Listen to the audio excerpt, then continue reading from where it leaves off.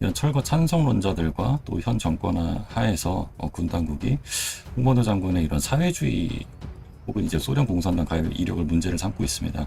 이게 어떤 문제 제기인가요? 일단은 지금 두 가지 쟁점이 있습니다. 네. 그래서 첫 번째가 그 자유시 참변 당시에 홍범도 장군이 독립군 학살에 가담했다는 그런 의혹이 있고, 음, 두 번째로 소련 공산당에 가입했다는 그런 의혹입니다. 근데 이제 첫 번째 이제 자유시 참변에 대해서 좀 설명을 드리면, 네. 이 부분은 역사학자들도 아직 확실히 정리가 안 된 부분이라 굉장히 음, 어려운 부분입니다. 네. 자유시 참변이 어떤 사건이었는지 이제 가볍게 짚고 넘어갈 필요가 있는 것 네. 같아요.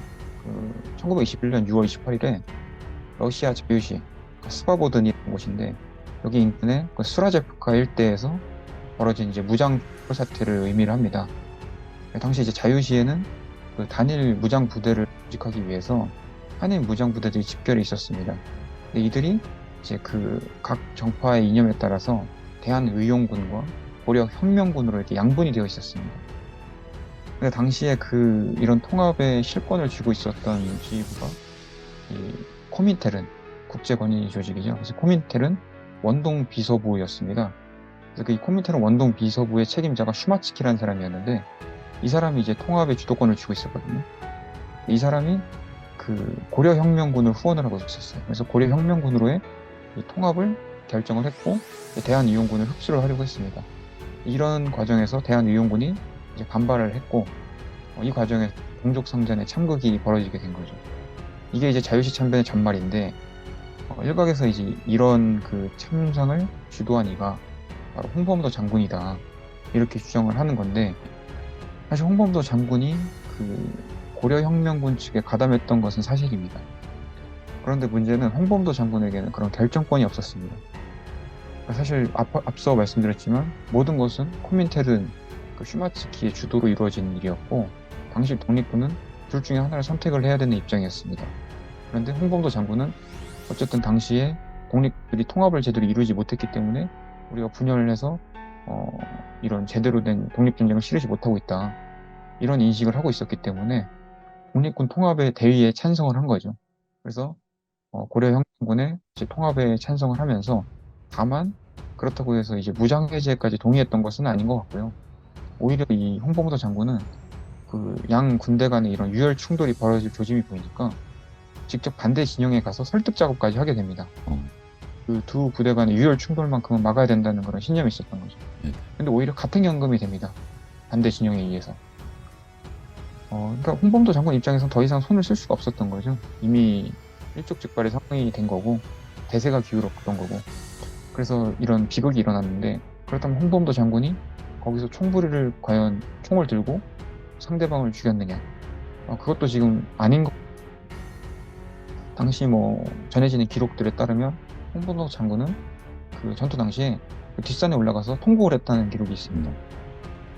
이런 동족 상잔의 비극을 지켜보면서 통곡하고 슬퍼했다, 이런 얘기들이 있고, 그리고 홍범도 장군이 그 자유시 참변 이후에 이 고려혁명군 재판위원이 되거든요. 네.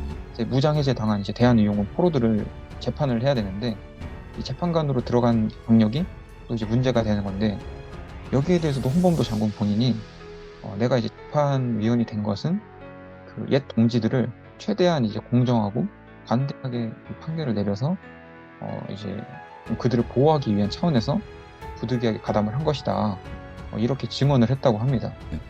그래서 이제 부득이한 상황에서 본인이 최선을 다해서 동지들 보호하려고 했던 것이고, 결정적으로 이제 1922년에 모스크바에서 그 원동 민족 혁명 단체 대표회라는 그 대회가 열리거든요. 네.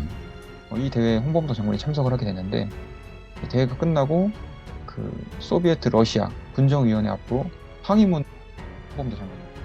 근데 여기서 자유시 참변에 대해서 이 슈마츠키를 비롯한 이르쿠츠크파, 이 고려 공산당의 엄중한 범죄 행위, 이렇게 규정을 하고 있습니다. 어, 본인이 만약에 그렇게 학살에 가담을 했으면 이 자유시 사변을 엄중한 범죄 행위다, 이렇게 얘기하진 않았겠죠. 그리고 두 번째로 소련 공산당 입당 문제인데요. 이거는 뭐 사실입니다. 1927년에 홍범도 장군이 소련 공산당에 입당을 하거든요. 네. 하지만 문제는 역사학자들은 이 소련 공산당 행위를 그냥 일종의 요식행위? 이렇게 추측을 하고 있습니다. 음, 홍범도 장군이 진심으로 공산주의를 신봉했다기보다는 당시 필요에 의해서 부득이하게 가입할 수밖에 없었다. 이렇게 얘기를 하게 되는 건데 왜 그러냐면 그 시점이 중요합니다. 입당 시점이.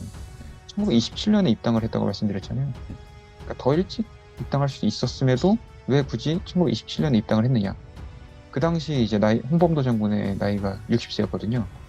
60세가 되면 소련으로부터 연금을 받을 수 있습니다. 근데 연금 소련 공산당에 입당을 해야 돼요. 그래서 당시 소련에 거주하고 있던 주민들이 다 공산당에 가입을 했습니다. 그러니까 연금을 받기 위한 일상적인 그런 행위였던 거죠. 그렇기 때문에 홍범도 장군은 그렇게 가입을 한 것으로 이제 추측이 되고 사실 그게 무슨 문제가 되는지 저는 궁금합니다. 그러니까 홍범도 장군은 1943년에도 했거든요. 뭐 해방 후 북한의 김일성 정권 수립에 기여한 것도 아니고 6.25 전쟁 당시 참전해서 국군을 상대로 총부리를 겨눈 것도 아니었습니다. 이렇게 탄압을 한다는 것 자체가 뭐 윤석열 정권이 말하는 그런 자유민주주의 여기에 지금 반하는 그런 행동 아닌가 싶고요.